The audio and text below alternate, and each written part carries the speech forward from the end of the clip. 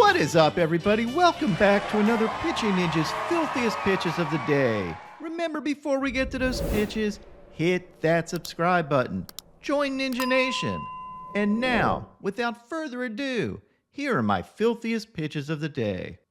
I'm going to start with Andrew Abbott, who had 2 Ks and 6 scoreless innings thanks to these elevated fastballs. He has now gone 17 2/3 innings without letting up a run, and is the first pitcher in MLB history to begin his career with 3 scoreless starts of at least 5 innings. He's got to give up a run sometime, right? He faced J.P. France, who had 3 Ks and 6 2/3 innings, giving up 2 runs, and had this fastball and elevated curveball. Another in the line of impressive rookie starts, Emmett Sheehan, had 3 Ks and 6 no-hit innings in his major league debut. He got his Ks on these fastballs. Kevin Gausman had 4 Ks and 6 innings, giving up only 1 run. He had this 97-mile-an-hour heater, and of course his wicked splitters. He also fooled me into thinking my screen was frozen with this long hold. I swear I did think it was frozen. Gausman battled Martin Perez, who had 3 Ks and 6 innings, giving up 2 runs. He had this cutter off the plate for a strike, as well as his painted front door two-seamer. Joe Ryan had 7 Ks and 7 innings, but gave up 6 runs. He had this fastball, splitter, and sweeper. He faced Tigers opener Will Vest, who had 2 Ks in his only inning of work, with this fastball and slider for a sword. Julio Teheran had 4 Ks in 6 innings, giving up only 2 runs, thanks to his fastball, changeup, and slider. His ERA now stands at 1.78. Despite not overwhelming velo, the man can just pitch. He faced another dude with not overwhelming velo, Rich Hill, aka Dick Mountain, who had 5 Ks in 5 innings, giving up 3 earned runs, and of course had his wicked curveball and threw hitters off by changing his arm slot with his heaters. I mean, if you can call 84 miles an hour a heater, maybe more like a hand warmer. Tanner Houck had 2 Ks in 4 innings, giving up only 1 run, thanks to his fastball and this sinker. He outdueled Domingo Germán, who went only 2 innings because he gave up 7 runs, and his only K was this changeup off the plate, which was kind of a gift. Sandy Alcantara had another tough outing, going 5 1/3 innings with only 1 K and giving up 5 runs and 10 hits. He struggled to put hitters away, but got his K on this slider. He faced Trevor Williams, who had 2 Ks in 4 1/3 innings, giving up 5 runs, and had this slider. In another low K effort, Kyle Hendricks only had 1 K in 5 innings, giving up 2 runs, and had this paint dish changeup. He faced Cole Irvin, who had 4 Ks in 4 innings, thanks to these fastballs. Jared Schuster had 2 Ks in 5 2/3 innings, giving up only 1 run, and had this fastball and non-painted fastball. If you're sensing a theme here, I am too. He faced Dinelson Lamet, who had 5 Ks but gave up 8 earned runs in 4 innings. He had this back foot slider and gave up this absolute nuke to Travis d'Arnaud. And Sean Murphy has been so hot, they just gave the home run to him. Tyler McGill had 7 Ks in 6 innings, giving up only 1 run. He had these painted fastballs, hammer curveballs, and this back foot slider for a sword. Brady Singer had 5 Ks in 5 1/3 innings, giving up 2 earned runs, and had this front door two-seamer, as well as this slider for a sword and back foot slider. He battled Patrick Sandoval, who had 6 Ks in 7 scoreless innings, thanks to his changeup, his sweeper, getting a sword, and also a sinker getting a sword. Ty Walker was really good again, with 8 Ks in 8 innings, giving up only 1 run. He's really been relying on his splitters, which are filthy. Look at these. And sprinkled in a painted fastball. He faced J.P. Sears, who had 7 Ks in 7 innings, but gave up 4 runs, and had these fastballs. Shane McClanahan had 5 Ks in 6 2/3 innings, giving up only 1 earned run, and he had these absolutely disgusting changeups and elevated fastball. Hitters are only hitting 124 against his changeup and slugging only 157, and it has a 53% whiff rate. It is one of the best pitches among starting pitchers, period. McClanahan's ERA is now 2.12, which leads the majors, and he also leads the majors with 11 wins. He faced Yu Darvish, who had 5 Ks in 5 innings, but gave up 6 runs.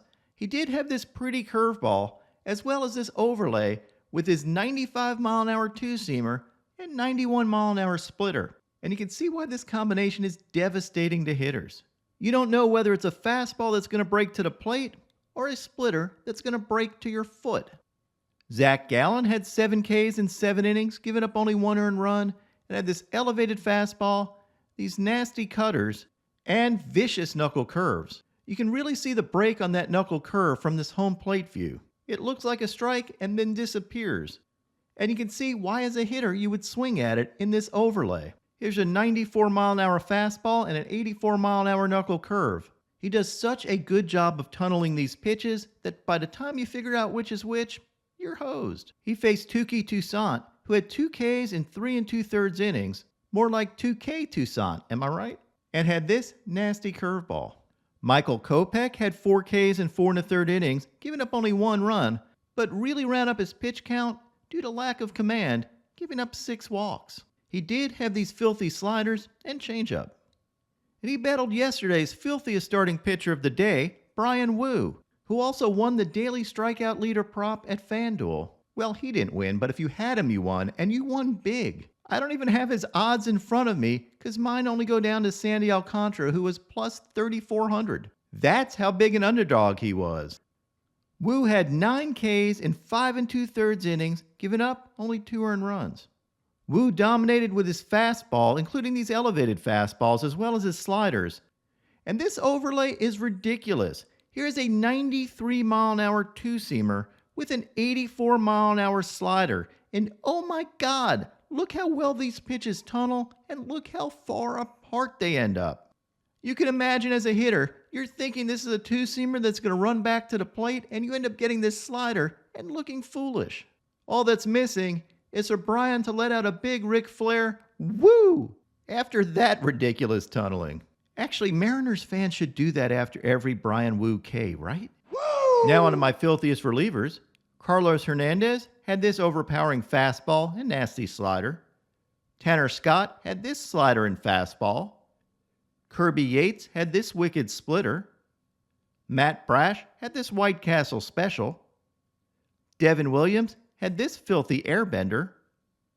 Michael Fulmer had this nasty changeup as well as a sweeper that broke 20 inches. Joe Barlow had these sliders. Josh Walker had these breaking balls and fastballs. Taylor Rogers had these nasty sweepers. Andrew Nardi had these heaters. Jordan Romano had this fastball and slider. Brent Honeywell had this gorgeous screwball. Look at that. One of my favorite pitches to watch. Andres Munoz had these overpowering fastballs and wicked sliders. Paul Sewald had these sweepers. Jacob Junis had a walk-off White Castle special. Check that out. Dowry Moreta had these wrong way sliders. His slider kind of breaks like a changeup, even though it's thrown like a slider. He had up to 14 inches of wrong way break on these this game. But my filthiest reliever of the day was Ben Heller. Heller hadn't pitched in an MLB game since 2020 and had 5 Ks in 2 innings of scoreless relief, thanks to his sinkers and sweepers. And this tweet from Ben Heller actually made me tear up a little bit. Despite what Tom Hanks says, there is crying in baseball. In the College World Series, check this out from Brandon Sproat. This is a home plate view of a 99-mile-an-hour fastball, as well as a 101-mile-an-hour fastball on the black. If you have friends that think hitting is easy, well, show them that. Every hit in baseball is a minor miracle.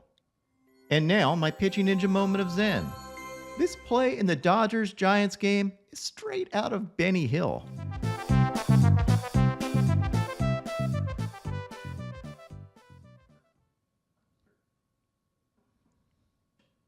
What is up, everybody? My picks of the day today are a 3-leg parlay. I'm going to start out with Blake Snell for 6 Ks or more, then take Hunter Green for 7 Ks or more, and top it off with Mitch Keller for 7 Ks or more. What would your picks of the day be?